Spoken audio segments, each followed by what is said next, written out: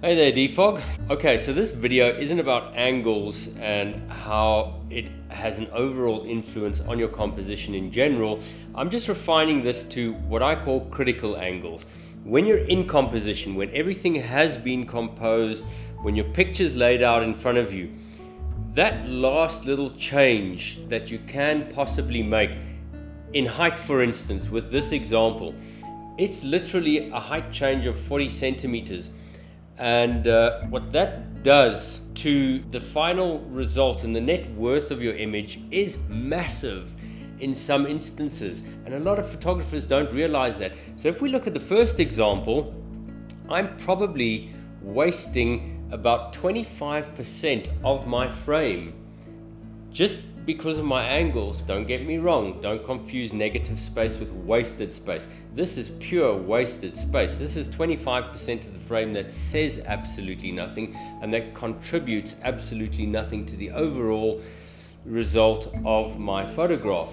Height change, lifting it, just as I say, probably 40 centimeters in this case, allowed me to get rid of most of that wasted space to leave just enough that it was actually complementary to the composition now.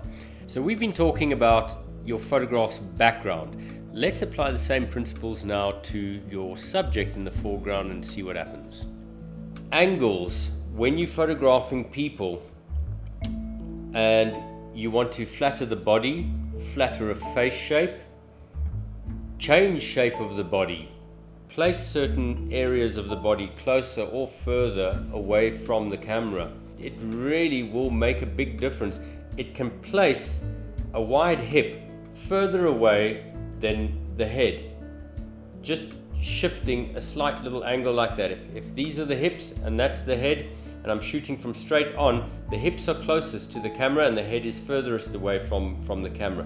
By just shifting that dynamic 40 centimeters, what I'm going to do is I'm going to make the head all of a sudden the closest object and the hips or the waist the furthest object. And what that ends up doing is it ends up giving a slimming effect if that's what's necessary in your photograph. So I guess the moral of the story is that small angles matter and small angles can make a big difference. So go ahead and try this the next time you're on a shoot. Change your angles, your height, your perspective. I mean, for me, sometimes it's something as small as 20 or 30 centimeters of just height change makes the biggest difference in the world. But you can go to the extreme, as people might sometimes call it. If you're in cinematography, you'll call it the hero's angle, where you're coming from low.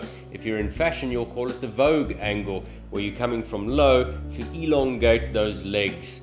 But it's really worth a try. If it's something that you're not aware of, that you don't practice in your shoots, put it in the memory bank and try it out next time.